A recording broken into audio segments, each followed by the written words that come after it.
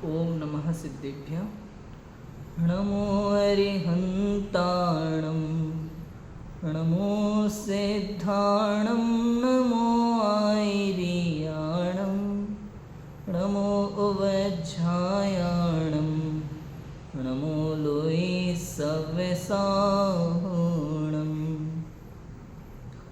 मंगलमयि मंगलकरण वीतराग विज्ञान, नमो ताहि जाति भय अरिहंतादि महान। करि मंगल करि हो महा, ग्रंथ करन को काज।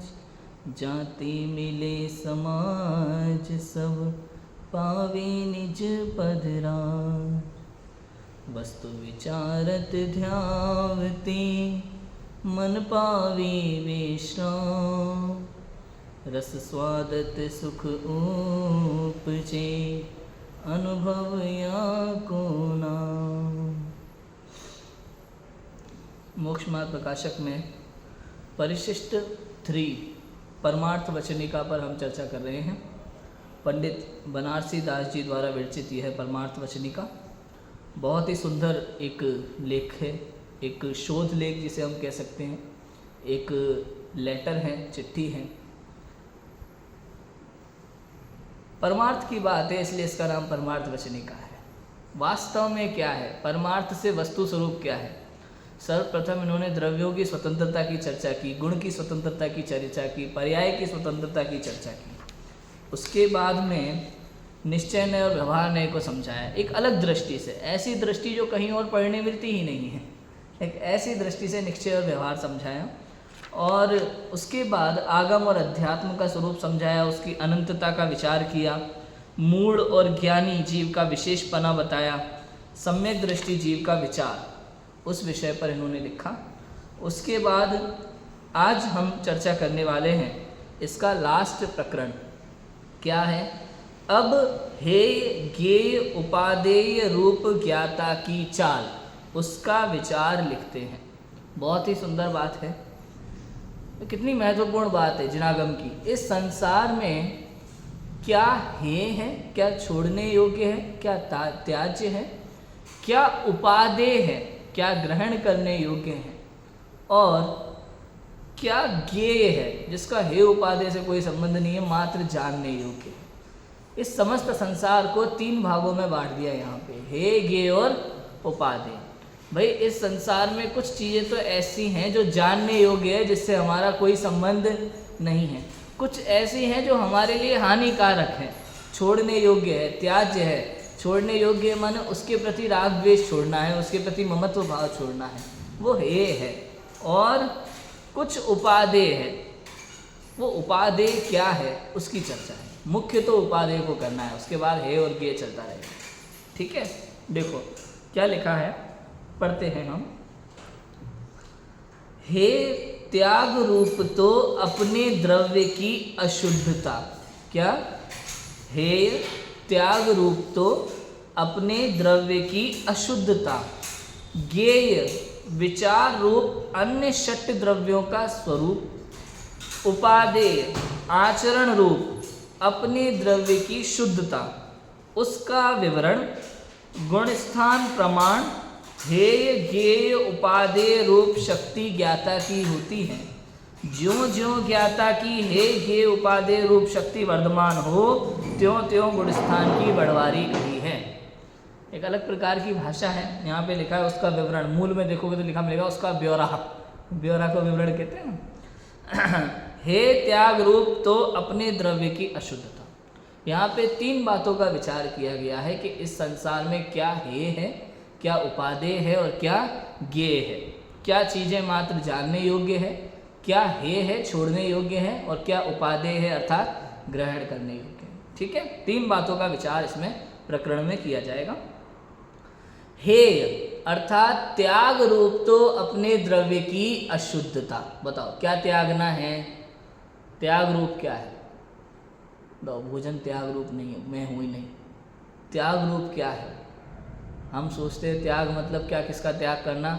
एक तो अनछने पानी का त्याग कर दो भाई साहब, फिर उसके बाद आलू छोड़ दो। सबसे पहले तो आलू छोड़ा जाता है जैन समाज में, सबसे मुख्य तो आलू है।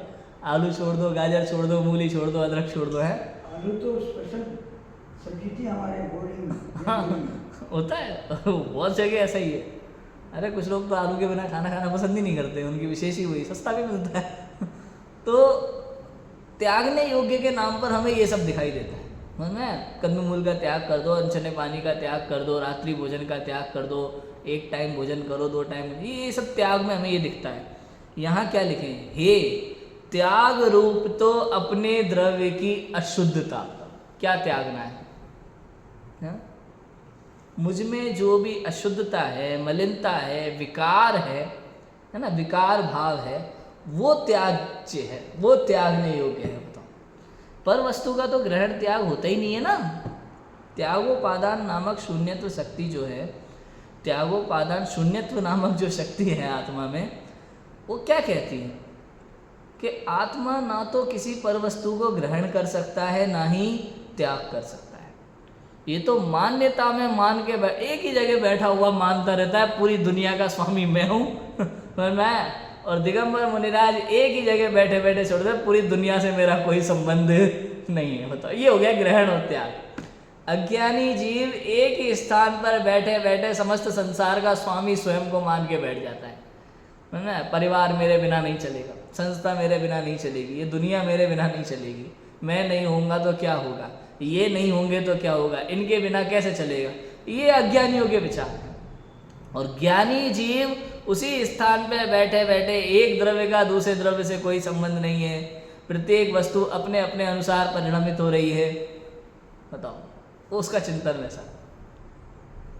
तो हे क्या, ये जो कर्तृत्व बुद्धि है, ये जो ममत्व बुद्धि है, पर द्रव्यों के साथ एकत्व बुद्धि है, भोक्तृत्व बुद्धि है, ये जो 4 मिथ्या बुद्धि हैं, ये अशुद्धता है मेरी। समझ में आया कि नहीं आया? दर्शन मोह, चारित्र मोह, ये कर्म, भाव कर्म, ये मेरी अशुद्धता है। द्रव्य कर्म को मेरी अशुद्धता नहीं है भाई साहब। समझ में आया कि नहीं है? द्रव्य कर्म मेरी अशुद्धता नहीं है। द्रव्य कर्म क्या है? वो तो पुद्गल द्रव्य है, उससे मेरा कोई लेना देना नहीं है। मेरी अशुद्धता में क्या आएगा? मेरी अशुद्धता में आएंगे मोह, राग, द्वेष, क्रोध, मान, माया, लोभ, विकारी परिणाम, मेरे ही अंदर उत्पन्न होने वाले मेरे विकारी भाव, ये त्याज्य है, ये अशुद्धता है, ये त्याज्य है। और ज्ञेय क्या है? विचार रूप अन्य षट द्रव्यों का स्वरूप। लोक भावना में जो भी अपन ने चर्चा की थी विचार रूप, वो सब ज्ञेय है। मैं 14 राजू तंग नव लोक पुरुष संठान, तामे जीव अनादिते भ्रमत है विज्ञान, ये ज्ञेय है ना। 14 राजू तंग नव लोक पुरुष संठान, इसमें जो जो भी है 6 द्रव्य, फिर उसमें कितनी नदियां हैं, कितने पहाड़ हैं, कितने कितने किलोमीटर के, कितने गहरे हैं, कितने ऊंचे हैं, कितने लंबे हैं, कितने चौड़े हैं, ये सब क्या है? ये ज्ञेय है। इनसे हमारा कोई संबंध नहीं है भाई साहब। समझ में आ रहा है कि नहीं आ रहा है? ज्ञेय है, जानने योग्य, कोई दिक्कत नहीं। केवल ज्ञानी भगवान जान रहे हैं, आप जान लो, जानने में दोष नहीं है, जानने में कोई दोष नहीं। दोष लगता है राग द्वेष में, जानने में नहीं है। सर्वज्ञ भगवान लोकालोक को जान रहे हैं, अच्छी बुरी समस्त वस्तुओं को जान रहे हैं। बताओ, उनको राग द्वेष उत्पन्न होता है क्या? नहीं। जानने में दिक्कत नहीं है। जानना तो आत्मा का स्वभाव है, वो तो मेरी क्वालिटी है, वो तो मेरा गुण है, उसमें कोई समस्या नहीं है, उससे कोई बंद नहीं होता, उससे आपको कोई खतरा नहीं है, वो तो आपकी क्वालिटी है, वो छूट ही नहीं सकता। समझ में आया कि नहीं? आप सोचो यार, मेरे तो दिमाग में ही नहीं आया यार, जानने को आप मना नहीं कर सकते, जानना स्वभाव है। सूरदास के बारे में तो सुना ही होगा आपने, सूरदास है ना, आगे बोल ली भाई ने मुझे बुरे ये दिखाई ना दे, बुरे विचार आते इसलिए आगे बोल ली उसने। आगे बोलने से क्या हुआ? विचार तो फिर भी आ रहे। ये अज्ञानता थी कि मुझे आंखों से दिखाई देता है, ये अज्ञानता है। लिखा ना, दादा की पूजन में लिखा है, आलोक ज्ञान का कारण है, इंद्रिय से ज्ञान उपजता है, मैं मान रहा था पर क्यों कर जड़ चेतन सर्जन करता है। आलोक न्याय ग्रंथों में बहुत बात आती है, कहीं पे प्रकाश को ज्ञान का कारण मानते हैं कि प्रकाश है इसलिए मैं देख पाता हूँ, जान पाता हूँ। कहीं पे इंद्रिय से ज्ञान उपजता है, भाई ये स्पर्शन रसना घ्राण चक्षु कर्ण और मन है, इसके कारण से मैं जान रहा हूं, जबकि इनका मेरे ज्ञान से कोई संबंध नहीं है। तो आधी से ज्यादा दुनिया यही मानती है ना, आंखों से देखते हैं। बताओ, आंख का काम चश्मे बराबर समझना मूल जी। जैसे चश्मा है, चश्मा देखता है कि आंखें देखती है, यहाँ समझ में आता है कि आंखें देखती है, चश्मा नहीं देखता। ऐसे ही आंखें भी चश्मे की तरह ढक्कन है और कुछ नहीं। जानन देखन हारा तो मैं हूँ। ये आंखें आप निकाल करके और लेबोरेटरी में रख दो नेत्रदान करके, तब देखना कितना देखती है। तो आंखों के बस की बात नहीं है देखने की, तब पता चलेगा कि आंखें भी चश्मे की तरह ढक्कन ही है। समझ में आया कि नहीं आया? आंखें देखती नहीं है, ऐसा है। फिर सूरदास कैसे देखता है? सूरदास मतलब विचार तो मन में आती है ना, देखना मतलब सूरदास की कहानी ऐसी है कि वो कन्याओं को देखता था। अब कन्याओं को देख, खोलने को पता है, हाँ, नहीं करना।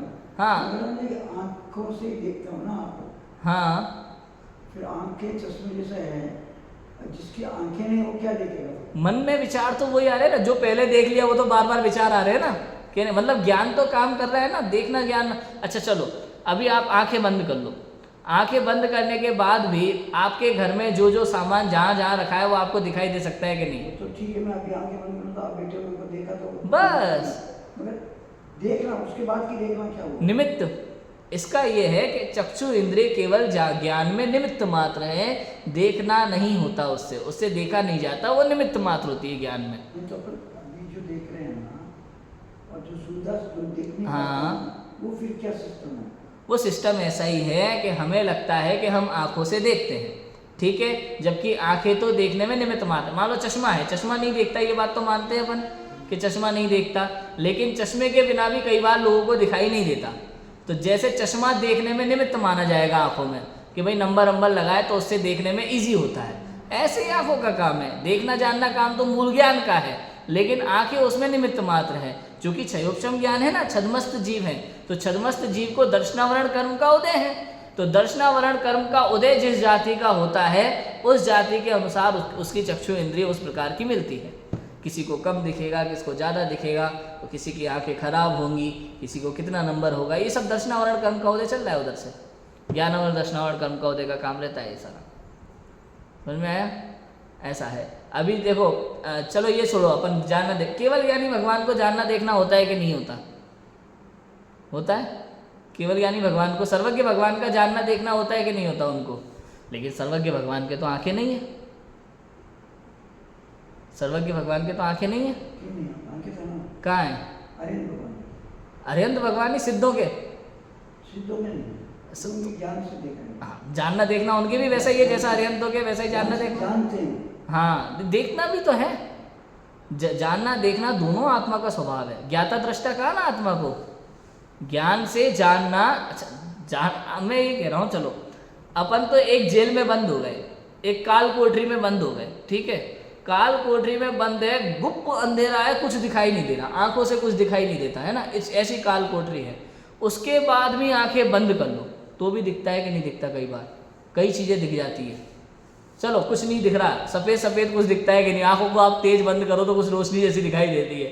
इसका मतलब ये है कि आंखें नहीं, ज्ञान दिखता है, ज्ञान का काम है देखना। चलो ये भी छोड़ो, आंखें बंद करके अंधेरे में आप रहोगे, हाँ, तो दिखना मतलब जानना। हाँ, तो जानना तो आपने जो आज तक देखा है वो जान रहे हो, नई चीज तो आप देख नहीं पा रहे हो ना। नई चीज़ कोई बात नहीं, हम नहीं देख पा रहे, सर्वज्ञ भगवान तो देख रहे हैं। नहीं, अभी आप अपनी बात कर रही ना। हाँ, आंखें देखती है क्योंकि मैं यूं कर रहा हूँ। आंखें देखने में निमित्त होती हैं। अगर आंखें देखती हैं तो फिर मृत व्यक्ति की आंखें क्यों नहीं देखती? मुझे ये बताओ। अगर आंखें देखती हैं तो नेत्रदान जो हमने किया है, वो आंखें जो लेबोरेटरी में रखी हुई है वो क्यों नहीं देखती हैं? सोचो, आंखें देखती हैं तो मृत व्यक्तियों की आंखों को भी देखना चाहिए, देखना चाहिए कि नहीं देखना चाहिए? इससे सिद्ध होता है कि आंखें नहीं देखती, मूल काम तो जानने देखने का आत्मा का है। जानन देखन हारा तो आत्मा है, ज्ञाता दृष्टा तो आत्मा है। ये तो शरीर की पांचों इंद्रियां निमित्त है, पांचों के पांचों इंद्रियां निमित्त है। सूंघने में भी जो ज्ञान हो रहा है वो आत्मा का काम है, सुनने में जो ज्ञान हो रहा है वो आत्मा का काम है। ये तो केवल निमित्त मात्र है, पांचों इंद्रियां ढक्कन है केवल, और कुछ नहीं, केवल निमित्त मात्र है। जानने देखने का मूल कार्य तो आत्मा का ही है और किसी का। चलो ये भी छोड़ो, उल्लू को रात को दिखाई देता है कि नहीं देखा अंधेरे में भी? उल्लू को कई बार हम ये मानते हैं प्रकाश ज्ञान का कारण है, उजाले में दिखाई देगा। उल्लू रात में देख रहे हैं, और कई जानवर ऐसे हैं जिनको रात को बहुत साफ दिखाई देता है लेकिन हमें दिखाई नहीं देता। कहने का अर्थ ये है, ये जो इंद्रियां हैं ये तो कर्म के उदय से मिले हुए ढक्कन हैं, चश्मे की तरह। जैसे आपका किसका कितना नंबर है उस हिसाब से आपको आपका चश्मा लगेगा, ऐसे ही जिसका जैसा ज्ञानावरण दर्शनावरण कर्म का उदय होता है उसकी वैसी आंखें होती हैं। कोई को दिन में दिखेगा, कोई को रात में दिखेगा, किसी को कम दिखेगा, किसी को ज़्यादा दिखेगा, लेकिन आंखें देखती हैं ऐसा नहीं है। आंखें देखने में निमित्त है, देखने ज्ञान जानने वाला तो ज्ञान है, बस ये समझना। ये निमित्त उपादान का चक्कर है भैया। आंखें तो देखने में क्या है, निमित्त है, निमित्त है। आप कह सकते हो कि भैया कई बार आंखों के बिना दिखेगा ही नहीं, आप ऐसा कह सकते हो। ये भी कह सकते हो चश्मे के बिना हमको दिखता ही नहीं है, लेकिन ये नहीं कह सकते कि चश्मा ही देखता है। क्यों? क्योंकि चश्मे में ताकत नहीं है देखने की। ये नहीं कह सकते कि आंखें देखती हैं, क्यों? क्योंकि आंखों में ताकत ही नहीं है देखने की। आंखों में वो गुण ही नहीं है, वो तो पुद्गल है, वो तो स्पर्श रसगंध वर्ण वाला है, उसमें ज्ञान दर्शन नाम का गुण ही नहीं है। समझ में आया कि नहीं आया? या आपने जो आत्मा में ज्ञान दर्शन गुण कहा, वो ज्ञान दर्शन गुण एक का नाम जानना है, एक का नाम देखना है। और सम्यक दर्शन में जो दर्शन गुण है उसका नाम श्रद्धा है, वो श्रद्धा गुण अलग है, उसका संबंध मोह नियम है। और जो ज्ञानावरण दर्शनावरण में जो दर्शन है वो दर्शन माने देखना, वो आत्मा का स्वभाव है, सामान्य अवलोकन का है ना। ये जो इंद्रिय और मन के निमित्त से होता है, चक्षु इंद्रिय, चक्षु दर्शन है, अचक्षु दर्शन है, अवधि दर्शन है, केवल दर्शन है, ये सब क्या है? ज्ञान की परिभाषा में आप लोगे तो मान लो मति ज्ञान की परिभाषा है, तो ज्ञान के पूर्व होने वाले सामान्य अवलोकन को चक्षु दर्शन कहते हैं। चक्षु दर्शन है ना, इंद्रिय और मन की सहायता से जो ज्ञान होता है उससे पूर्व जो सामान्य अवलोकन होता है उसका नाम चक्षु दर्शन है। और इंद्रिय आँख के बिना चक्षु इंद्रिय के बिना जो अन्य इंद्रियों से ज्ञान होता है उससे पूर्व जो सामान्य अवलोकन होता है उसका नाम अचक्षु दर्शन है। ऐसा है। अवधि ज्ञान से पूर्व जो सामान्य अवलोकन होता है उसका नाम अवधि दर्शन है, और केवल ज्ञान के साथ साथ जो सामान्य अवलोकन होता है उसका नाम केवल दर्शन। छद्मस्त जीवों के पहले होता है, केवल ज्ञानी भगवान के साथ साथ चलता है ज्ञान दर्शन। ऐसा वस्तु का स्वरूप है। ठीक है, ये तो हुई भैया ज्ञेय की बात। जानना है केवल, और कुछ नहीं है। लोकालोक झलकता है, लोकालोक झलकता जिसमें ऐसा प्रभु का केवल ज्ञान। ज्ञेय विचार रूप अन्य षड द्रव्यों का स्वरूप, ये सभी 6 द्रव्य यहां पे लिखा अन्य षड द्रव्य। अन्य षड द्रव्य मतलब मुझे छोड़कर बाकी के सभी जीव, फिर पुद्गल, फिर धर्म, अधर्म, आकाश और काल, षड द्रव्य सबके सब, मुझे छोड़कर सबके सब। ये ज्ञेय है, मैं तो उपादेय हूं ना, इसलिए मैं ज्ञेय हूं। मैं भी ज्ञेय हूं, 6 द्रव्य ज्ञेय, मैं ज्ञेय भी हूं और उपादेय भी हूं। ठीक है। विचार रूप अन्य षड द्रव्यों का स्वरूप। उपादेय आचरण रूप अपने द्रव्य की शुद्धता। में जीव में 2 चीजें हैं ना, शुद्धता और अशुद्धता। संसारी जीव की बात है, संसारी जीव शुद्धता और अशुद्धता सहित वर्त रहा है। इसमें जो अशुद्धता है वो तो है और शुद्धता उपादेय है। भाई इसी का नाम धर्म है, इससे बड़ा दुनिया में कोई धर्म नहीं, इससे बड़ा दुनिया में कोई धर्म नहीं। धर्म मतलब मैं जो शुद्धाशुद्ध रूप वर्त रहा हूँ इसमें से अशुद्धता का त्याग वो तो है और शुद्धता का ग्रहण वो उपादेय है। यही धर्म है। जैसे जैसे आपके अंदर से अशुद्धता का त्याग होता जाता है वैसे वैसे गुण स्थानों बढ़ते जाते हैं। आप भले बाहर में कितनी क्रिया, पूजा पाठ, व्रत सब कर लो, लेकिन ये कषाय का अभाव नहीं हो रहा ना, तब तक स्टार्टिंग नहीं हुई आपकी, तब तक आप नर्सरी से आगे बढ़ ही नहीं रहे। नर्सरी से नीचे तो कोई क्लास होती नहीं है शायद, है ना? तब तक आप नर्सरी से आगे बढ़ नहीं रहे ऊपर। सोचो कितना ही कर लो, कोई दिक्कत नहीं है, मेहनत करो खूब, दिन रात एक करो, लेकिन प्रयोजनभूत नहीं है। जब तक अंदर से अशुद्धता का किंचित मात्र भी अभाव नहीं हो रहा है तब तक धर्म की शुरुआत भी नहीं है। ऐसा है। तो आचरण रूप अपने द्रव्य की शुद्धता परम उपादेय है। शुद्धता परम, ये जो ज्ञानादि स्वभाव है, ये जो शुद्ध स्वभाव है, ये परम उपादेय है। जैसे सोना और मिट्टी अनादि से मिले हुए हैं ना, तो मिले हुए सोना और मिट्टी में मिट्टी तो क्या है? है। मिट्टी क्या है? है। और स्वर्ण क्या है? उपादेय है। ऐसे ये दोनों मिले हुए होने पर जो 16 ताप में तपाया जाएगा, 16 में ही तपाया जाता है, तो वो जो तपाया जाएगा उसमें मिट्टी मिट्टी अलग हो जाएगी, मिट्टी मिट्टी तो है और सोना सोना उपादेय। ऐसे ही जब दिगंबर मुनिराज जंगल में बैठ करके तप करेंगे, आत्मा तपेगा, तो उस तप से अशुद्धता, क्रोध, मान, माया, लोभ, अनंत अनुबंध, अप्रत्याख्यान, प्रत्याख्यान, संजुलन, ये सब तो झड़ते जाएंगे, हटते जाएंगे और शुद्धता बच जाएगी, सोने रूप आत्मा बच जाएगी। ये उपादेय हो गया और ये हो गया। समझ में आएगा? अशुद्धता है और शुद्धता उपादेय, और बाकी सारे जो आसपास के सामान है वो सब ये है। दुकान में लोग हैं, दुनिया भर के लोग हैं, सुनार के जो हथियार वो सब ये है, जान नहीं होगी, उससे अपना कोई संबंध नहीं। ठीक है ना? ऐसा है। और देखो उसका विवरण, अब ये एक एक लाइन लिखी पहले तो इन्होंने, हे रूप अशुद्धता और ये रूप षड्द्रव्य पूरे और उपादेय रूप शुद्धता, 3 बात लिखी। उसके बाद उसका विवरण। अब इसका विवरण लिखते हैं। गुण स्थान प्रमाण हे ये उपादेय रूप शक्ति ज्ञाता की होती है। ज्ञाता माने आत्मा, ज्ञाता माने आत्मा, वो आत्मा जो इस समय साधक है, साधना कर रहा है ना, साधक आत्मा, वो ज्ञाता। उसके क्या है? ये उपादेय रूप शक्ति कैसी होती है? गुण स्थान प्रमाण, सबकी अपनी अपनी। चौथे गुण स्थान में कितना है, कितना उपादेय, कितना ज्ञेय, वो 5वें में कितना, 7वें 6वें में कितना, और 10वें 11वें 12वें में कितना, 13वें में कितना, 14वें में कितना, वो सबकी अपनी गुण स्थान प्रमाण शक्ति है। ज्यों ज्यों ज्ञाता की हे ये उपादेय रूप शक्ति वर्धमान हो, माने बढ़ती हो, त्यों त्यों गुण स्थान की बढ़वारी कही है। मतलब जैसे जैसे अशुद्धता हे होती जाएगी और शुद्धता उपादेय होती जाएगी, जैसे जैसे शुद्धता अशुद्धता कम होती जाएगी और शुद्धता बढ़ती जाएगी, और बाकी गे तो है ही सब, है ना, गे को एक साइड में ही रख दो आप, तो मूल तो है उपादेय की चर्चा करो, गे तो सब है ही।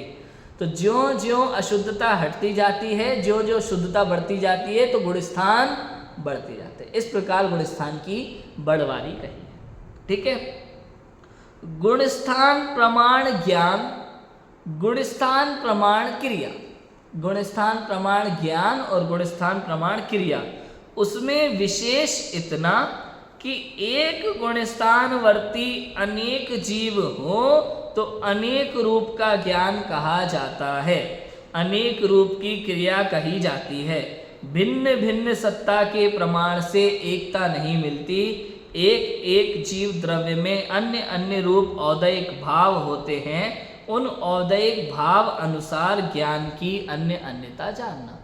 तो छोटे से पैराग्राफ में बहुत सारी बातें कह दी इन्होंने। मतलब हमें क्या लगता है भाई साहब कि सम्यक दृष्टि जीव में तो सबको एक जैसा आचरण दिखाई देना चाहिए, उन्होंने ऐसा किया तो वैसा। मुनिराजों के लिए भी भाई मुनिराज तो ऐसे होते, हमें कल्पना बना लेते हैं एक व्यक्ति की, किसी एक को पकड़ करके उनका जीवन ऐसा तो सबका ऐसा होगा, जबकि ऐसा नहीं है। मिथ्या दृष्टि अज्ञानियों में भी देख लो आप। मैं ये कह रहा हूँ चौथा गुण स्थानवर्ती सम्यक दृष्टि कोई जीव है, ये तो निश्चित है कि उसके अन्याय अनीति अभक्ष का त्याग है, लेकिन ऐसा नहीं है कि सबकी रुचि एक जैसी होगी। अनंत अनुबंधी का अभाव है ना, बाकी 3 कसाय तो विद्यमान हैं, तो बाकी 3 कसाय के सद्भाव में उनको अनेक प्रकार के परिणाम हो सकते हैं।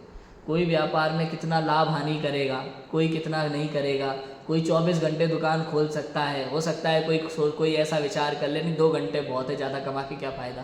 तो मतलब सब तरह के लोग मिलेंगे आपको, सबका गुणस्थान वही चौथा है, गुणस्थान तो चौथा ही है, लेकिन क्रियाओं में भिन्नता दिखाई देगी आपको, है ना। किसी के समस्त रसों का त्याग है, कोई कह रहा है कि नहीं हम तो मज़े से खाएंगे, बोलो क्या करोगे बोलो। चौथा गुणस्थानवर्ती रसगुल्ला आनंद के साथ खा सकता है कि नहीं खा सकता, बोलो, पूरा मजा लेके, उसको मना है क्या, बोला बोल।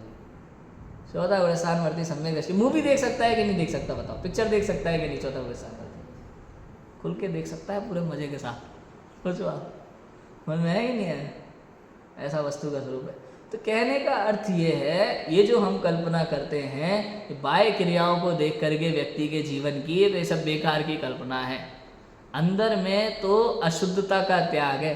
हो सकता है बाहर में पहला गुणस्थानवर्ती मिथ्या दृष्टि जीव हो और उसके जीवन में त्याग दुनिया भर के हो रखे हों, लेकिन अंदर में मिथ्यात्व चम करके बैठा हुआ है, अनंत अनुबंधी कसाय विद्यमान है। और हो सकता है चौथा गुणस्थानवर्ती सम्यक दृष्टि हो और बाहर से आपको धर्मात्मा ना भी लगे, लेकिन भाई साहब अंदर में उसके शुद्धता विद्यमान है आंशिक रूप से। समझ में आ रहा है कि नहीं आ रहा? ऐसा वस्तु का स्वरूप है। बोलो, इतना इसमें इतना विशेष है कि एक गुणस्थानवर्ती अनेक जीव हो तो अनेक रूप का ज्ञान कहा जाएगा। बताओ, आपको क्या लगता है चौथे गुणस्थानवर्ती सारे जीव इंटेलिजेंट होंगे? गधा नहीं होगा एक भी। बोलो, बहुत से जीव ऐसे हो सकते हैं सम्यक दृष्टि हो लेकिन पढ़ाई लिखाई में बिल्कुल ठप्प हो, मन ही नहीं लगे, अनाराम लिखना नहीं आवे। बताओ, उसको मैडम मारे, घर पे पिटे जो अलग ढोलक की तरह बजाया जाए दोनों तरफ से, फिर भी आत्मा को जाने। ऐसा भी हो सकता है। बोलो, समझ में आया कि नहीं आ रहा? हो सकता है, कोई बड़ी बात नहीं है। ज्ञान का छह उपशम, ज्ञान के छह उपशम के ऊपर है। शिवभूति मुनिराज का उदाहरण तो हम सब जानते ही हैं। तुष्माश भिन्न, उनको तो हम जानते ही हैं, उसमें क्या फर्क पड़ता है? तो ज्ञान की अनेक रूप का ज्ञान कहा जाएगा। अनेक जीव का एक ही गुण स्थानवर्ती अनेक जीव हो तो उनका ज्ञान अनेक रूप कहा जाएगा। बताओ, अनेक रूप ज्ञान हो सकता है। कोई सीए भी हो सकता है भाई साहब, बाबू जी, कोई इंजीनियर हो सकता है, कोई डॉक्टर हो सकता है, कोई अनपढ़ भी हो सकता है। हाँ, लेकिन चोरों चक्का नहीं होगा, पहले ही बता दे रहा हूँ। कोई समझ लो, इतने सारे बिजनेस है तो चोर भी हो सकता है, ऐसा नहीं है कि नहीं?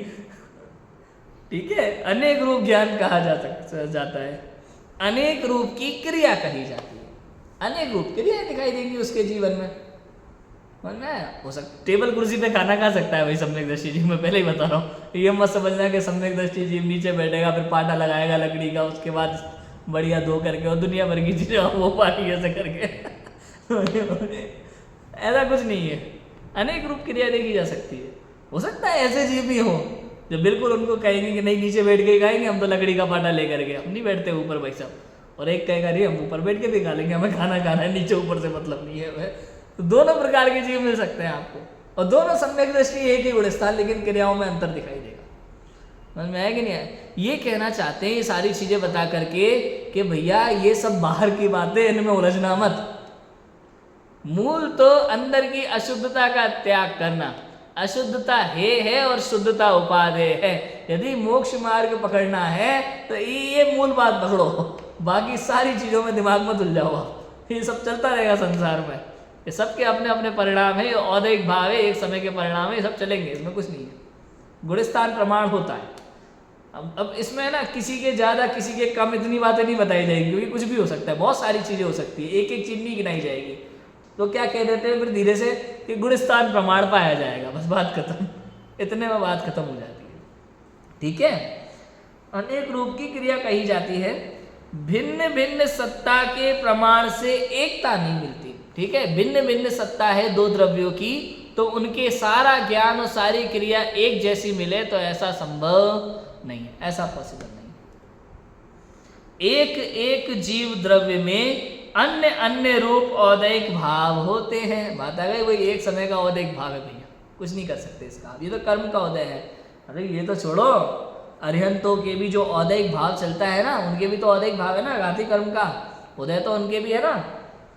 उनके भी अलग अलग रूप दिखाई देंगे बाहर की चीज़ों में।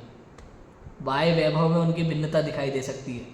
बोलो, समव शरण आदि जो बाह्य वैभव होते हैं ना, उसमें उनके कई तरह की भिन्नता दिखाई दे सकती है अलग अलग। गंधकुटी समव शरण में अभी इसमें इसी में आने वाला है, देखो आगे पढ़ेंगे अपन। जीव द्रव्य में अन्य अन्य रूप औदैहिक भाव होते हैं। उन औदैहिक भावानुसार ज्ञान की अन्य अन्यता जानना। जैसा औदैहिक भाव होगा उस अनुसार ज्ञान की और क्रिया की अन्य अन्यता जानना चाहिए। परंतु विशेष इतना कि किसी जाति का ज्ञान ऐसा नहीं होता कि पर सत्तावलंबनशीली होकर मोक्ष मार्ग साक्षात कहे। क्यों? अवस्था प्रमाण पर सत्तावलंबक है, परंतु पर सत्तावलंबी ज्ञान को परमार्थता नहीं कहता। मतलब ये कह रहे हैं, सीधी सीधी बात भैया, क्षयोपशम ज्ञान में भिन्नता दिखाई दे सकती है, लेकिन सम्यक दृष्टि जीव के किसी जाति का ज्ञान ऐसा नहीं होता कि वो पर सत्तावलंबी ज्ञान हो। पर सत्तावलंबी ज्ञान तो स्वावलंबन से ही होता है। स्वयं का ज्ञान है, उसका पर से ज्ञान नहीं होता। कोई के इंद्रिय से हो रहा हो किसी के ज्ञान, किसी के प्रकाश से हो रहा हो, किसी के कहीं से हो रहा हो, तो ऐसा नहीं है। पर सत्तावलंबी ज्ञान किसी को नहीं होता। और ज्ञानी जीव जो है सम्यक दृष्टि, मान लो चौथा है, पांचवा है, उसके ऊपर के कितने भी गुणस्थानवर्ती जीव हो, एक भी जीव वो कम ज़्यादा हो सकते हैं, इंटेलिजेंट और कम जानने वाले, वैसा सब हो सकता है, लेकिन एक भी ज्ञानी सम्यक दृष्टि जीव ऐसा नहीं होगा जो ये माने कि इंद्रियों से ज्ञान उपजता है, जो ये माने कि पर से ज्ञान होता है, जो पर से सुख माने, ऐसा कोई ज्ञानी जीव नहीं हो सकता। उनका ज्ञान इतना निर्मल है भैया। भले तुम्हारे दुनिया भर की बातें, कौन बनेगा करोड़पति नहीं जीत पाए, वो एक अलग बात है ना, कौन मुख्यमंत्री कौन प्रधानमंत्री नहीं पता हो, आपको क्या लगता है सम्यक दृष्टि को जानना जरूरी है अपने देश का प्रधानमंत्री कौन है? बिल्कुल जरूरी नहीं है, ना मुख्यमंत्री, ना प्रधानमंत्री, ना विधायक, ना सांसद, हमें नहीं मालूम ना भाई। ये तो अभी मोदी मोदी होने लगा है सोशल मीडिया पे। उसका मंत्री क्या हुआ? हाँ बस, और क्या, मैं मजाक नहीं कर रहा। मैं 2014 के पहले मैं जानता ही नहीं था प्रधानमंत्री क्या होता है, मुख्यमंत्री क्या होता है। ये तो अब सोशल मीडिया पे मोदी मोदी के कारण से सब जानने में आ गया कि हाँ भाई प्रधानमंत्री नाम की एक पोस्ट होती है और देश का पहला नागरिक, राष्ट्रपति होता है शायद पहला नागरिक, तो ऐसा कुछ चलता है मतलब देश में CM PM टाइप चीज़ें, मुझे नहीं मालूम था और ना आज मतलब है होती रहती है। तो सम्यक दृष्टि जीव के जीवन में ये सब जानकारी ना हो तो भी उससे कोई फर्क नहीं पड़ता, बस इतना पता होना चाहिए कि मैं हूँ और ये मैं नहीं, इसमें कोई दिक्कत नहीं। समझ में आया? किसी जाति का ज्ञान ऐसा नहीं होता कि पर सत्तावलंबनशीली होकर मोक्ष मार्ग साक्षात कहे। समझ में आया? पर द्रव्यों से, पर भावों से मोक्ष मार्ग माने, शुभाशुभ भाव, शुभ भावों से मोक्ष मार्ग माने, ऐसा नहीं होता उसका ज्ञान। पर से मोक्ष मार्ग नहीं मानता, मोक्ष मार्ग तो स्व से ही माने, ऐसा ज्ञान जीव होता है। जो ज्ञान हो वह स्वसत्तावलंबनशील होता है, उसका नाम ज्ञान है। स्वसत्ता के अवलंबन से जो होता है, अपने आधार से जो होता है, उसका नाम ज्ञान है। बोलो ज्ञान कैसे होता है? आत्मा को, आपको राजू भाई ज्ञान कैसे होगा? शास्त्रों से। शास्त्र में ज्ञान नहीं है, शास्त्र से ज्ञान हो सकता नहीं। आपको ज्ञान आपसे होगा, किसी और को उससे। ये सबकी स्वसत्तावलंबनशील ज्ञान है। मेरा ज्ञान मुझ में से आएगा, कहीं और से आने वाला नहीं। स्वसत्तावलंबनशील ज्ञान होता है ऐसा, उसका नाम ज्ञान है। उस ज्ञान को सहकार भूत निमित्त रूप नाना प्रकार के औदैहिक भाव होते हैं। उसके निमित्त रूप नाना प्रकार के औदैहिक भाव होते हैं। इसके कारण से ज्ञान हो रहा है, शास्त्र से ज्ञान होना, गुरु जी से ज्ञान होना, ये निमित्त भाव है। नाना प्रकार के औदैहिक निमित्त भाव हो सकते हैं, लेकिन ज्ञान तो स्वसत्ता में से ही आता है। ठीक है? उन औदैहिक भावों का ज्ञाता तमाशगीर है, ना करता है, ना भोगता है, ना अवलंबी है। इसलिए कोई ऐसा कहे कि इस प्रकार के औदैहिक भाव सर्वथा हो तो फलाना गुणस्थान कहा जाए तो झूठ है। उन्होंने द्रव्य का स्वरूप सर्वथा प्रकार नहीं जाना है। कहने का मतलब समझे? निमित्त का ऐसा ही है भाई साहब। इसलिए निमित्त की परिभाषा में मालूम है क्या है? निमित्त की परिभाषा है कि कार्य होते समय, किसी भी कार्य के होते समय अनुकूल होने का आरोप जिस पर आता है वो निमित्त है। समझ में आया कि नहीं है? क्या परिभाषा है? अनुकूल होने का आरोप जिस पर आता है वो निमित्त है। ये नहीं लिखा कि उपस्थित होने का आरोप जिस पर आए, या निमित्त की उपस्थिति। कुछ लोग ऐसा कहते हैं, कई बार ऐसे निकल जाता है, बोलते हैं कि भाई निमित्त से तो कार्य नहीं होता, लेकिन निमित्त की उपस्थिति होती है। ये जरूरी नहीं है भैया, उपस्थिति जरूरी नहीं है, अनुकूल होने का आरोप जरूरी है। अनुकूल और उपस्थिति में क्या विचार? अनुकूल और उपस्थिति में ऐसा अंतर है कि मान लो अभी किसी व्यक्ति के कारण से कार्य हुआ तो ये तो उपस्थिति है, माना कि भाई इनकी उपस्थिति में कार्य हुआ, लेकिन इनकी उपस्थिति ना हो फिर भी परोक्ष रूप से वो निमित्त बने तो कहते हैं अनुकूल होने का आरोप है। उपस्थिति जरूरी नहीं है, उपस्थिति जरूरी नहीं है वहाँ पे। समझ में आया? जैसे मान लो हाँ कौन को, या आप मान लो रस्सी को देख करके कोई व्यक्ति डर जाता है, सांप के करके। अब कहने में क्या आएगा? अरे सांप से डर गया, लेकिन सांप तो था ही नहीं, था थी तो रस्सी। हाँ लेकिन डरा तो सांप से ना। तो अनुकूल होने का आरोप किस पर आ रहा है? तो उस हिसाब से निमित्त की परिभाषा बनती है। उपस्थिति जरूरी नहीं है। डरना किससे हुआ? कि भाई सांप से डरना हुआ, अनुकूल होने का आरोप तो किस पर आ रहा है? सांप पर, लेकिन सांप तो उपस्थित है ही नहीं, फिर भी डरना हुआ, फिर भी सांप से ही डरना हुआ। तो ऐसे परिभाषा बता। अभी देखो यही देखते हैं, उन औदैहिक भावों का ज्ञाता कौन में? औदैहिक भाव कर्म का उदय है ना, ज्ञाता में औदैहिक भावों का ज्ञाता तमाशगीर है माने खाली जानने देखने वाला है, बस जानने देखने वाला है, तमाशगीर है वो, कोई लेना देना नहीं। ना तो करता है, ना वो उनका करता है, ना भोगता है, ना अवलंबी है, ना उसका अवलंबन लेना है। बताओ, ये शास्त्र हुआ, मान लो गुरु जी हुए, कोई भी हुए, इनको हम इनको जानने देखने वाले हैं। औदैहिक भावों का मैं ज्ञाता हूँ, वो भी जो जीव है, गुरु जी है, कोई भी, वो भी ज्ञाता है। तो ना तो करता है, ना गुरु जी पढ़ाने के करता, ना मैं पढ़ने का करता। भाई साहब, मैं तो बस जानन देखन हारा हूँ, गुरु जी भी जानन देखन हारे, दोनों का स्वाभाविक वही है।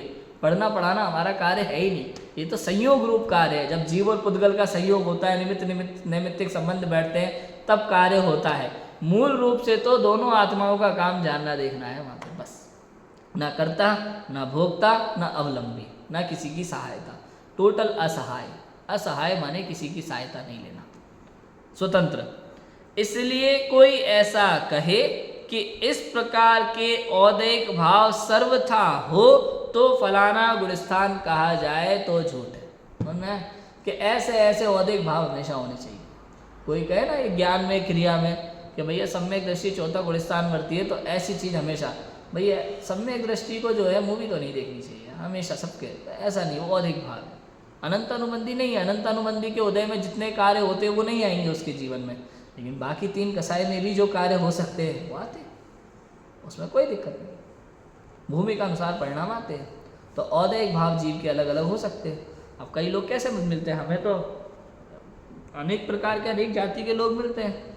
अरे शास्त्री जी, आपको तो कुर्ते पजामे पहनना चाहिए, आप जींस टी शर्ट क्यों पहनते हो? हद हो गई यार क्यों भैया कुर्ते पजामे? नहीं, वो तो आपकी यूनिफॉर्म है। अच्छा एक बात बताओ, डॉक्टर साहब खाना खा रहे तो जरूरी है उनको वाइट कोट पहनना और गले में वो लगाना, टेलीस्कोप क्या होता है, एयरफोन उनके जाले जरूरी है लगा के घूमे? वकील साहब बेचारे जिंदगी भर काला कोटी पहन के घूमते रहेंगे, अपने कपड़े पहनेंगे कि नहीं ढंग से? हम भी शास्त्रीय विद्वान है भाई, ठीक है, प्रवचन करते समय हम कुर्ते पजामे पहन लेंगे, विधान कराते समय धोती दुपट्टा पहन लेंगे, अपने अपने कार्य के हिसाब से यूनिफॉर्म पहनी जाती है। अब मैं आपके घर पे भोजन कर रहा हूँ तो मैं जींस टी शर्ट पहन सकता हूँ, मुझे छूट है। पर हमारे धर्मेंद्र जी भाई सब तो कह के भेजते थे, 10 लक्षण में जाने से पहले हमारे गुरुजी हमें बोलते थे, 10 लक्षण या शिविर में जाने से पहले, कि भैया मंदिर में कुर्ते पजामे पहनना और घर में तुम्हें जो पहनना है वो पहनना, और खाना खाने जाओ तो बढ़िया जो तुम्हारी ड्रेस है, जैसे तुम रहते हो वैसे रहना, कोई भी दिखावा मत करना समाज में जा कर के। क्यों भैया, ऐसा क्यों? कि भाई अगर आप कुर्ते पजामे पहन के दिन भर घूमते हो तो दुनिया वाले यही सोचते हैं कि ये बच्चे तो पंडित ब्रह्मचारी टाइप जीव हो गए, अभी इनका जीवन खत्म। समझ में आया कि नहीं आया? और यदि आप अपने तरीके से जीते हो, रहते हो, तो उनको लगता है कि ये भी हमारे बच्चों के जैसे ही है, हमारे बच्चे जैसे ही है, और इनको इतना ज्ञान है, इनको धर्म का इतना ज्ञान है, तो हमें भी अपने बच्चों को वहाँ भेजना चाहिए। ऐसे लोगों को प्रेरणा मिलती है। समझ में आया कि नहीं आया? तो बड़ा फर्क पड़ता है। क्या लगता है आपको? मैं सच बता रहा हूँ, मेरे 10 लक्षण के शॉर्ट वीडियोस है, कुछ वाइट टी शर्ट में है, मेरे पास ऐसे फ़ोन आए उनको देखने के बाद कि भैया आपके कुर्ते पजामे वाले प्रवचन सुन करके बच्चों को अच्छा नहीं लगता, वो पंडित जी ये बोलते रहते हैं, लेकिन जो जिस टी शर्ट में भी आप इतनी अच्छी बात बताते हो उसको सुनने में उनको अच्छा लगता है। बच्चों को ऐसा लगता है ऐसे मोटिवेशनल स्पीकर बोल रहे हैं उनको वही बात उनको गुरु जिस टी शर्ट में जम नहीं है। और अपनी समाज में कई लोग ऐसे मिलेंगे, अगर उनके सामने वही बात जिस टी शर्ट में बोलोगे तो जिस टी शर्ट दिखाई देगा, उनको बात दिखाई नहीं देगी। तो ये सबकी अपने अपने समस्याएं हैं, ये औदैहिक भाव है कुल मिला के बात। ये सबकी अपनी अपनी समस्याएं जो है ना, ये औदैहिक भाव है, इसका कुछ नहीं कर सकते। ये तो होते सब जीवों के अलग अलग परिणाम होंगे, उसमें कुछ नहीं कर सकते, ऐसा है। तो ऐसा यदि कोई कहे कि इस प्रकार के औदैहिक भाव सर्वथा हो तो फलाना गुणस्थान कहा जाए तो झूठ है, ऐसा होता नहीं है। चौथे गुणस्थान में नाना प्रकार के औदैहिक भाव होते हैं, नाना प्रकार के जीवों के। 5वें गुणस्थान में नाना प्रकार के जीवों के नाना प्रकार के औदैहिक भाव होते हैं। 5वें गुणस्थानवर्ती जीव की अलग अलग प्रतिमा वाले जीव के अलग अलग प्रकार के औदैहिक भाव हो सकते हैं। बोलो, अलग अलग चर्या दिखेगी? आपको क्या लगता है? मान लो 5वां गुणस्थानवर्ती जीव है, सामायिक प्रतिमा है, मान लो सामायिक प्रतिमा है, तो सामायिक प्रतिमा धारी जीव कितने घंटे सामायिक करेगा ये कोई फिक्स नहीं होता भाई साहब। सामायिक करना है, सामायिक तो है, लेकिन सामायिक कितने घंटे? कोई 1 घंटे बैठ रहा है कि 2 घंटे बैठ रहा है कि 3 घंटे बैठ रहा है, ये सब जीवों के अलग अलग परिणामों पर निर्भर करता है। समझ में आ रहा है कि नहीं आ रहा? फिक्स नहीं है उसके लिए। बोलो, मालाएं जो फेरी जाती है फिक्स है क्या कि भाई 5-5 माला सबको फेरनी है इस गुण स्थान में? किसी भी गुण स्थान में किसी भी जीव के लिए कंपलसरी नहीं है कि कितनी माला फेरना है, सब अपने अपने परिणाम के अनुसार करते हैं। ऐसे है ब्रह्मचारी जीव है, मान लो 7वीं प्रतिमाधारी जीव हुआ, पंचम गुण स्थानवर्ती 7वीं प्रतिमाधारी जीव है, ये तो निश्चित है कि उसके ब्रह्मचर्य का पालन होना चाहिए, अखंड ब्रह्मचर्य का पालन होना चाहिए, लेकिन उसके खाने पीने में पंचेंद्रिय विषयों का त्याग है, ये भी समझ में आता है। लेकिन अगर उसने 10 रसों का त्याग किया है कि 5 रसों का त्याग किया है, वो उसके त्याग पर निर्भर है। मुनिराजों में भी आपको क्या लगता है? मुनिराज हैं तो सारे रसों का त्याग होता है उनके, अपने अपने अलग अलग नियम होते हैं। आज दूसरा नियम है, कल दूसरा नियम है, ऐसा भी होता है मुनियों के जीवन में, और किसी को पता नहीं होता, किसी को नहीं मालूम होता। वो तो मंदिर जाने से पहले शुद्धि के लिए जाते हैं, शुद्धि के बाद मंदिर जाते हैं, मंदिर जाने के बाद नियम ले लेते हैं और मुद्रा धारण कर लेते हैं। समझ में आया? तो उस समय जो उन्होंने विधि ले ली, एक तो वो विधि मिलना जरूरी, दूसरा उस समय एक आध नियम एक्स्ट्रा लेके आते हैं कि आज भोजन में ये नहीं लूँगा, ऐसा भी होता है। समझ में आया? इसीलिए तो वो बताया मैंने कि जब भी मुनिराज आहार लेते हैं तो मुनिराज को पहले दिखाना पड़ता है कि चौके में आज क्या क्या बनाया, मुनिराज को आप क्या क्या देने वाले हो, जरूरी है। हाँ, और उनका जो त्याग होता है या जो उनको नहीं चाहिए वो हटवा देते हैं, ये हटा दो आप, ये नहीं देना, तो वो फिर दूर हट जाएगी वो सामग्री, कोई लेके नहीं आएगा फिर, ऐसा। और उन्होंने कोई चीज़ हटा दी और किसी ने अगर गलती से दे दी तो अंतराय हो जाएगा, है ना। और भी चीज़ें होती है, मान लो मुनिराज के चौके में किसी ने गलती से फल बनाए ना चक्कू से, और मुनिराज की दृष्टि पड़ गई तो अंतराय हो जाएगा। किसी ने गैस जला ली आहार चलते समय, अंतराय हो जाएगा। कोई रोज आए गरम गरम रोटी खाती नहीं, गैस जलाने से अंतराय हो जाता है।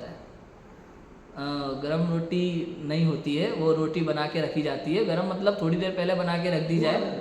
हाँ, हमारे यहाँ श्योपुर में ये हो चुका, कलेक्टर के घर पे श्योपुर में किसी ने किया ऐसा, गैस जलाई और उन्होंने अर्जुन सागर महाराज थे, उन्होंने देख लिया था तो उन्होंने छोड़ दी थी अंजलि उसी समय। ऐसा हो जाता है, अब नहीं कर सकते, पहले बना लो जो बनाना है, तुरंत गरम गरम थोड़ी लेंगे, अंतराय हो जाता है। ऐसी कई चीज़ें हैं, अंतराय के और भी कारण, रो नहीं सकता कोई। अगर आप, इसलिए तो बच्चों को मत लेके जाओ चौके वोके में, अगर बच्चा रो जाए तो बच्चे का करुण क्रंदन सुन करके अंतराय हो जाता है, ऐसा होता है। ऐसे कई चीज़ें हैं। कई बार तो मान लो मुनिराज चौके के लिए निकले, रास्ते में कोई दुर्घटना घट जाती है तो अंतराय हो जाता है। ऐसी कई चीज़ें हैं, समझ में आया? तो ये औदैहिक भाव है भैया, अनेक प्रकार के, अलग अलग गुण स्थान में नाना प्रकार के औदैहिक भाव हो सकते हैं, कोई बड़ी बात नहीं है। जो कंपलसरी है नियमों के अनुसार वो तो कंपलसरी होता ही है, उसमें कोई दिक्कत नहीं है। तो भाई 5 समिति का पालन होगा, महाव्रतों का पालन, वो सारी चीज़ें जरूरी है, वो तो होती ही है, उसकी बात नहीं कर रहे, औदैहिक भाव की बात कर रहे हैं। प्रत्येक जीव के अलग अलग प्रकार के औदैहिक भाव होते हैं, उसमें समानता नहीं होती है, ऐसा है।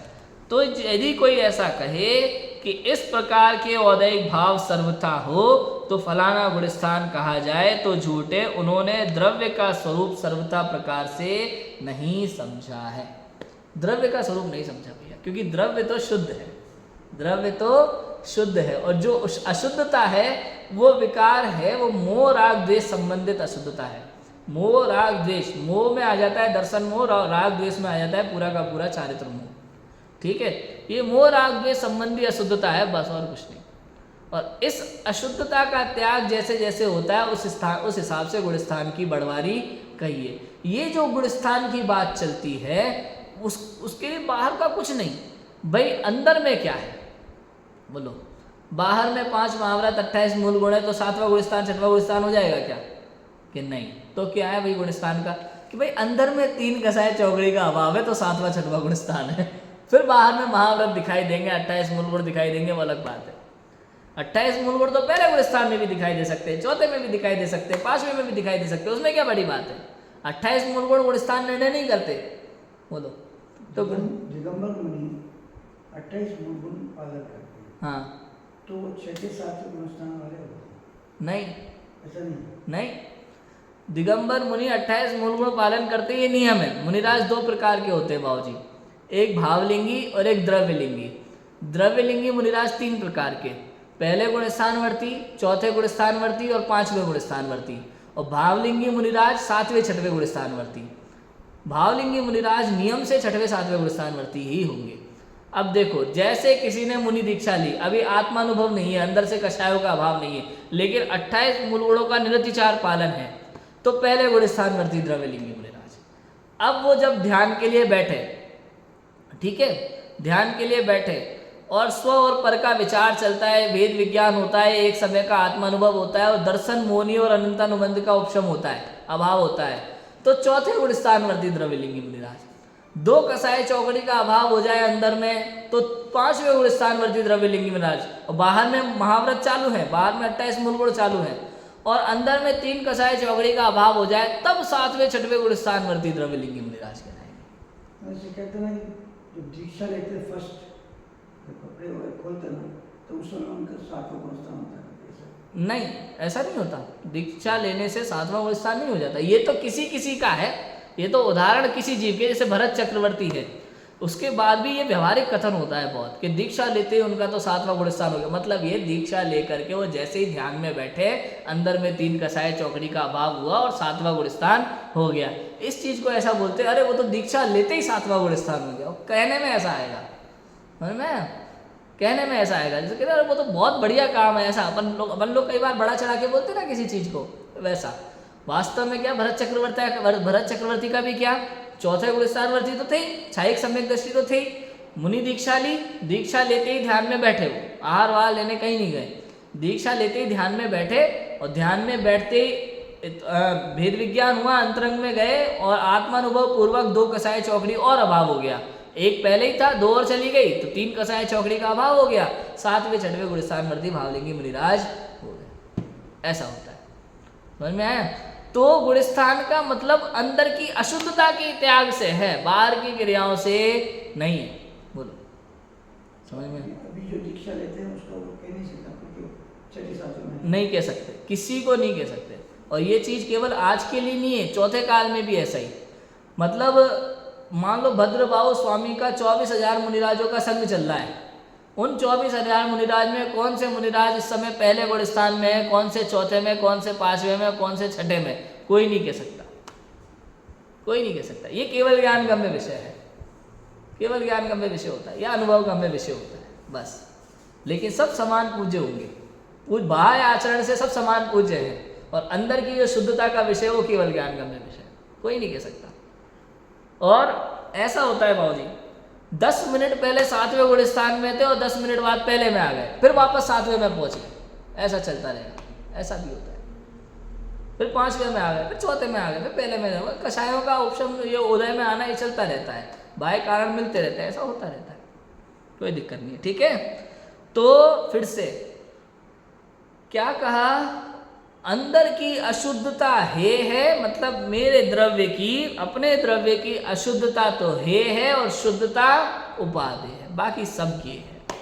औदैहिक भाव, कर्म का उदय, ये सब ये है, जानने योग्य है, इसके पछड़े में मत पड़ना, राग द्वेष मत करना, ऐसा, ठीक है।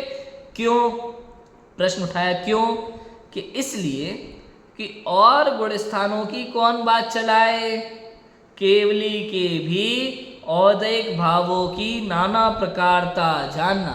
केवली भगवान के भी जितने कर्म का भी उदय है आघाती कर्मों में, उनकी भी नाना प्रकार जानना।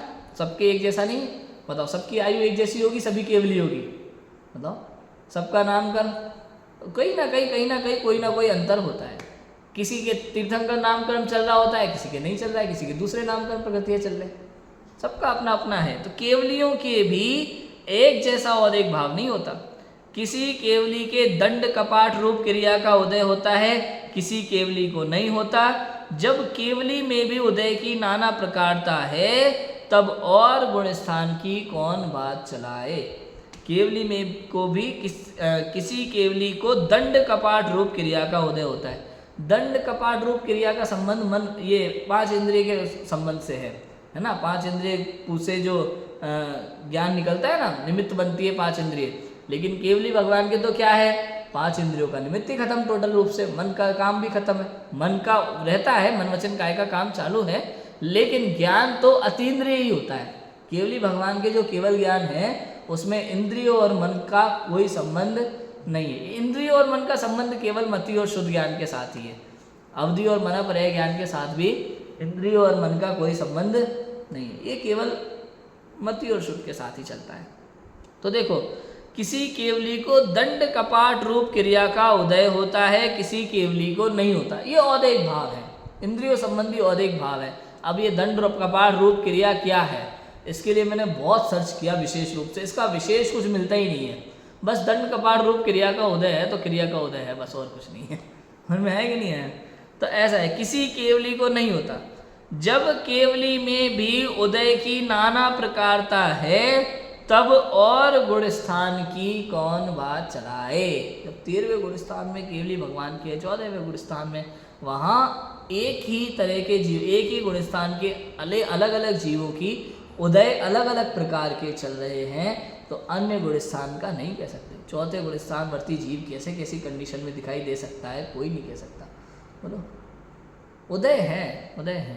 एक मुनिराज को कोढ़ है, एक को एक बहुत सुंदर काया है, बताओ, सबका अपना अपना उदय है। आप देखो, परिणाम अलग अलग होते हैं जीव के। सीता की अलग दशा है, चंदन वाला की अलग दशा है, अंजना की अलग दशा है, और हमारी अलग दशा है।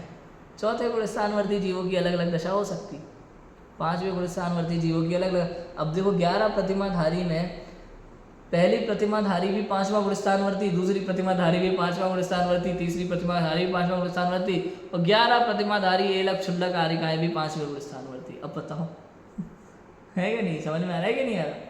सबकी क्रियाएं अलग अलग दिखाई देंगी, सबके औदैहिक भाव अलग अलग दिखाई देंगे। और छोड़ो, एक ही प्रतिमाधारी जो अनेक जीव हैं, उनके भी औदैहिक भाव सबके अलग अलग, सबके ज्ञान की अन्यता अन्यता जानना चाहिए, उपशम ज्ञान की, और सबकी क्रियाओं की भी अन्यता अन्यता जानना चाहिए। इसलिए औदैहिक भावों के भरोसे ज्ञान नहीं है, ज्ञान तो स्वशक्ति प्रमाण है। ज्ञान तो स्वशक्ति प्रमाण है, अपनी छद्मस्त जीव के क्षयोपशम के हिसाब से ले लो। ज्ञान की तो शक्ति अनंत है, और छद्मस्त जीव है तो उसका जितना क्षयोपशम उसके हिसाब से स्वशक्ति प्रमाण है। स्व पर प्रकाशक ज्ञान की शक्ति ज्ञायक प्रमाण, ज्ञान स्वरूपाचरण रूप चारित्र यथानुभव प्रमाण, यह ज्ञाता का सामर्थ्यपना है। ज्ञाता का सामर्थ्यपना कैसा है कि स्व पर प्रकाशक तो ज्ञान की शक्ति है। ज्ञान की शक्ति कैसी है? स्व और पर को प्रकाश करने वाली। ये एकदम क्लियर बात है। ज्ञान स्व को भी जानता है और पर को भी जानता है। उनमें ज्ञान को जानने के लिए दूसरे ज्ञान की जरूरत नहीं है। अनेक मत में, कई मतों में ऐसा माना जाता है, न्याय ग्रंथों में इसके उदाहरण मिलते हैं। कुछ मत ऐसे हैं कि भाई ज्ञान जो है स्वयं को तो जानता है, पर को नहीं जानता। कुछ तो ऐसा मानते हैं, कुछ ऐसा मानते नहीं, ज्ञान पर को तो जानता है, स्वयं को नहीं जानता, है ना। कुछ लोग ऐसा भी मानते हैं। तो दोनों ही नहीं है, ज्ञान स्व को भी जानता है और पर को भी जानता है, ऐसा है। ठीक है। औदैहिक भावों के भरोसे ज्ञान नहीं है, स्वशक्ति प्रमाण है। स्व पर प्रकाशक ज्ञान की शक्ति, ज्ञायक प्रमाण ज्ञान। ज्ञान कितना? ज्ञायक प्रमाण। जितना ये ज्ञायक है, आत्मा जितना उतना ही ज्ञान, ना तो 1 इंची ज़्यादा ना ही 1 इंची कम। जितना आत्मा उतना ज्ञान, ज्ञायक प्रमाण ज्ञान होता है। स्वरूपाचरण रूप चारित्र। चारित्र किसको कहा? स्वरूप का आचरण चारित्र है वास्तव। स्वरूपे चरणमिति चारित्रम। अपने स्वरूप में आचरण करना, इसी का नाम वास्तव में क्या है? चारित्र है। ये चारित्र है। समझ में आया कि नहीं आया? बोलो। स्वरूपाचरण चारित्र छोटे गुणस्थान वाला भी होता है? होता है, होता है। 4थे गुणस्थान से स्वरूपाचरण चारित्र प्रारंभ हो जाता है। चारित्र, स्वरूपाचरण चारित्र के बिना सम्यक दर्शन ही नहीं होता। स्वरूपाचरण चारित्र के बिना सम्यक दर्शन पॉसिबल नहीं है। नहीं मानते। वर्तमान में कई मुनिराज लोग इस बात को स्वीकार नहीं करते। उनका मानना ऐसा है कि मुनियों को ही स्वरूपाचरण चारित्र होता है, जबकि ऐसा नहीं है। शास्त्र प्रमाण ऐसे ही हैं कि स्वरूपाचरण चारित्र चौथे गुण स्थान से शुरुआत हो जाती है। हाँ, वही शास्त्र से बता रहे थे। वही शास्त्र से बता रहे, लेकिन ग्रहण करने की अपनी योग्यता होती है, नहीं समझ पाते कई बात। अब देखो कई लोग क्या है, शुभ भावों से भी संवर निर्जरा मानते हैं। कई अब शास्त्र में जो अपेक्षा नहीं समझ पाते ना कई बार, कथन की अपेक्षा क्या है, शुभ भावों से संवर निर्जरा मान लेते हैं, जबकि शुभ भावों से संवर निर्जरा है नहीं, शुद्धोपयोग से है। अब अनंतानुबंधी का अभाव कैसे होगा बताओ। चौथे गुण स्थान में ये तो पक्का है कि दर्शन मोह और अनंतानुबंधी का अभाव होगा, तो कैसे होगा दर्शन मोह अनंतानुबंधी का अभाव। शुभ भाव और अशुभ भाव दोनों को तो आश्रव में ले लिया और बंध में ले लिया, तो संवर निर्जरा कैसे होगी फिर। तो संवर निर्जरा के लिए शुद्ध भाव चाहिए, उसी का नाम तो स्वरूपाचरण चारित्र है। समझ में आ रहा है कि नहीं आ रहा। या तो फिर ये मानना पड़ेगा कि जिस शुभ भाव से आप बंद कहते हो उसी शुभ भाव से निर्जरा मानो, और ये पॉसिबल ही नहीं है। जिस शुभ भाव से बंद कहोगे उसी भाव से निर्जरा कैसे होगी। आश्रव बंद भी उसी भाव से करोगे, निर्जरा भी उसी भाव से करोगे, तो काम कैसे चलेगा फिर बताओ, बनेगा ही नहीं। इसलिए वहाँ ये है। अब चौथे गुण स्थान में चारित्र नहीं मानते, शास्त्र भी यही कहते हैं। शास्त्र में भी एक देश संयम 5वें गुण स्थान से माना और सकल संयम 6वें गुण स्थान में माना, मुनिराजों को सकल संयम माना, लेकिन चौथे गुण स्थान में चारित्र होता है। बस इतना होता है कि हमारे समझ के बाहर है, केवल ज्ञान के कर्णन योग में माना गया है। कैसे माना कि भाई चौथे गुण स्थानवर्ती जीव को अनंतानुबंधी का अभाव हुआ, तो अनंतानुबंधी किसका भेद है बताओ। अनंतानुबंधी कसाय किस कर्म का भेद है, चारित्र मोहनीय का भेद है। अब चारित्र मोहनीय में से अनंतानुबंधी का अभाव हुआ है, तो उसके बदले में कुछ चारित्र का अंश प्रकट होगा कि नहीं होगा, तो उतना चारित्र है। समझ में आया कि नहीं आया, ऐसे समझना पड़ेगा। अपेक्षाएं समझनी पड़ेगी। इसलिए जिनवाणी का ये विशेषता है, शास्त्रों की अपेक्षा समझो, अलग अलग अनुयोगों से देखो।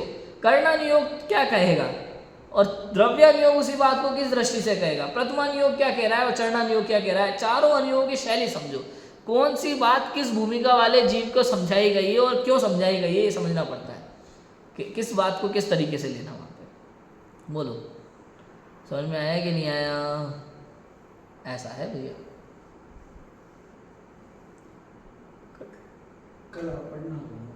हाँ तो उसमें और भी सारी चीज़ें हैं। देखो आप, कई लोग तो ये मानते हैं कि वीतरागता जो है केवल वीतराग चारित्र मुनिराजों को होता है और सराग चारित्र गृहस्थों को होता है, यही मानते हैं। सब गृहस्थों को वीतराग चारित्र नहीं मानते, जबकि भाई साहब जिनवाणी ऐसा कहती है गृहस्थों को भी सराग वीतराग दोनों चारित्र होते हैं और मुनिराजों को भी सराग वीतराग दोनों चारित्र होते हैं। इस बात को मैंने एक्सप्लेन किया पहले बहुत अच्छे से। लेकिन कर्णानुयोग दृष्टि से देखा जाए तो पूर्ण वीतरागता तो फिर 12वें गुण स्थान में मानी जाएगी, 12वें गुण स्थान में माना जाएगा फिर तो। अब शुद्धोपयोग की जो बात चल रही है कि चौथे गुण स्थान में शुद्धोपयोग नहीं माना जाता है, कई लोग ऐसा मानते हैं कि चौथे गुण स्थान में शुद्धोपयोग नहीं होता। भैया कर्णानुयोग शास्त्रों में इसी दृष्टि से कथन है, कई जगह कुछ शास्त्रों में इस दृष्टि से कथन आया। क्यों? क्योंकि कर्णानुयोग ये कहता है कि जब तक शुभ अशुभ भाव का सद्भाव है, जब तक कषायों का सद्भाव है, तब तक शुद्धोपयोग है ही नहीं। लो, और उस अपेक्षा से देखा जाए तो 10वें गुण स्थान तक शुद्धोपयोग नहीं है भाई साहब। शुद्धोपयोग माना जाएगा फिर 11वें 12वें गुण स्थान में, क्योंकि कषाय का अंश भी विद्यमान है, तो वहां शुद्ध नहीं कहा जीव को, वहां जीव को अशुद्ध कहा। अशुद्ध है, कषाय है ना, अशुद्ध है। बोलो दूसरी जगह देखो, द्रव्यानुयोग देखो, द्रव्यानुयोग तो कहेगा त्रिकाल शुद्ध है जीव, चाहे भले बैठी रहे, कषाय जीव में थोड़ी लग गई, वो तो अलग है। कषाय में है, जीव जीव में। ये अपेक्षा है, ये दृष्टि है, कथन की दृष्टि है और कुछ नहीं। समझ में आया कि नहीं आया? स्वरूप अंतिम से शुद्धोपयोग चालू होता है, ये भी अलग कथन है, बिल्कुल सही बात है। वो इस अपेक्षा से कथन है क्योंकि 6वें गुण स्थान में तो शुभोपयोग है और 7वें गुण स्थान में निर्विकल्प अवस्था है, इसलिए 7वें गुण स्थान में शुद्धोपयोग कह दिया, श्रेणी का काल है वो। लेकिन 7वें गुण स्थान, 8वें गुण स्थान, 9वें गुण स्थान, 10वें गुण स्थान में भी संज्वलन कषाय विद्यमान है, हास्य आदि कषाय विद्यमान है। तो इस अपेक्षा से कर्णानुयोग शास्त्रों में ये भी कथन मिलेगा कि उनको शुद्धोपयोग नहीं मानेंगे हम। क्यों? क्योंकि कषाय का सद्भाव है। हम तो शुद्धोपयोग तब मानेंगे जब पूरी कषाय चली जाएंगी, तो इस अपेक्षा से भी कथन है शास्त्र में। तो अलग अलग आचार्यों ने अलग अलग दृष्टि से कथन किए हैं उसको। एक इसीलिए तो कल 12 भावना में बात आई थी, एकांतवाद के बधारी दर्शन बहुतेरे। क्योंकि क्या होता है, हम कई बार किसी आचार्य की एक बात को पकड़ करके उसको सर्वथा सब जगह लगाना शुरू कर देते हैं, यही हमारी भूल है। कौन सी बात वहाँ किस जगह किस दृष्टि से कही गई है वो समझना कलाकारी है, वो समझना कलाकारी है। और मैं मूल तो ये है भैया, शुद्धोपयोग के बिना कोई भी कर्म का आश्रव संबंध नहीं होगा। अगर ऐसा माना जाएगा ना तो चौथे गुणस्थान में अनंतानुबंधी नहीं जाएगी, फिर 5वें गुणस्थान में अप्रत्याख्यानावरण कैसे जाएगी, किस परिणाम से जाएगी ये बताओ हमें। फिर किस परिणाम से वो कषाय जाएगी, तो वहाँ फिर मतलब वही निकलेगा शुद्धोपयोग चाहिए वहाँ उसके लिए, उसके बिना नहीं जाएगी। तो वहाँ स्वरूपाचरण चारित्र हो गया, यही कथन है। चौथे गुणस्थान में स्वरूपाचरण चारित्र, 5वें गुणस्थान में देश चारित्र, 7वें 6वें गुणस्थान में सकल चारित्र है, और 10वें गुणस्थान में यथाख्यात चारित्र। 4 प्रकार का चारित्र प्रकट होता है।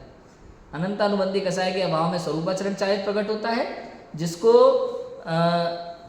अष्टपाहुड़ में सम्यक्त्वाचरण चारित्र कहा। तो एक ही बात है, सम्यक्त्वाचरण चारित्र भी उसको कहते हैं। 5वें गुणस्थान में देश चारित्र कहा, 7वें 6वें गुणस्थान में सकल चारित्र है, तीसरी कषाय के अभाव पूर्वक, और चौथी संयोजन कषाय के अभाव पूर्वक यथाख्यात चारित्र प्रकट होता है। ठीक है, ऐसा होता है।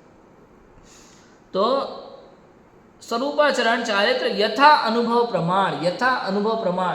स्वरूपाचरण चारित्र का एक मीनिंग ये भी है कि भाई जिस समय आत्मानुभव चल रहा है, निर्विकल्प अवस्था चल रही है, उसको स्वरूपाचरण चारित्र कहते हैं। ये स्वरूपाचरण चारित्र जिस समय जितने समय जीव निर्विकल्प अवस्था में, उसको स्वरूपाचरण चारित्र कहा जाए। ये स्वरूपाचरण चारित्र यथा अनुभव प्रमाण, यह ज्ञाता का सामर्थ्यपना है, ये ज्ञाता का सामर्थ्यपना है। इन बातों का विवरण कहाँ तक लिखे, कहाँ तक लिखे, वचनातीत है, इंद्रियातीत है, वचनों से रहित है, इंद्रियों से रहित है, ज्ञानातीत है, ज्ञान से भी रहित है। इन बातों का विवरण कहाँ लिखे, इन बातों में ज्ञान भी नहीं है, अपना ज्ञान तो मुझ में है। इसलिए विचार बहुत क्या लिखें, जो ज्ञाता होगा वो थोड़ा ही लिखा बहुत करके समझेगा, जो अज्ञानी होगा वो चिट्ठी सुनेगा सही परंतु समझेगा नहीं।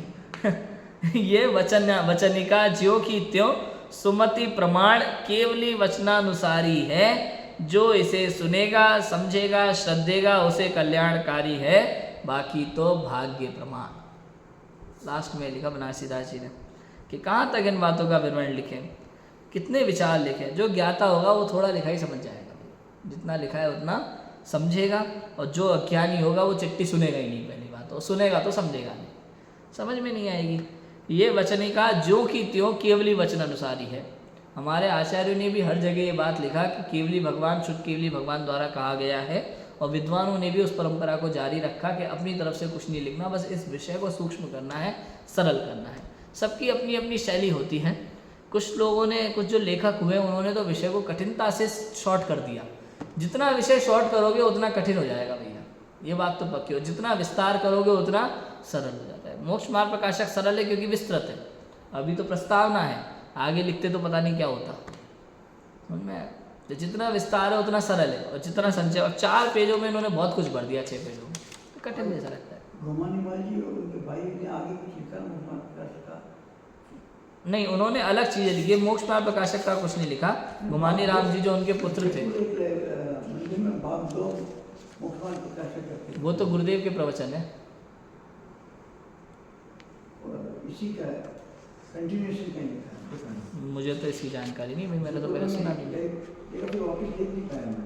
नहीं, मैंने तो इस बारे में कभी नहीं सुना है। हाँ, गुमानी राम जी का समाधि मरण पाठ वगैरह कुछ अपनी अलग स्वतंत्र रचनाएं हैं।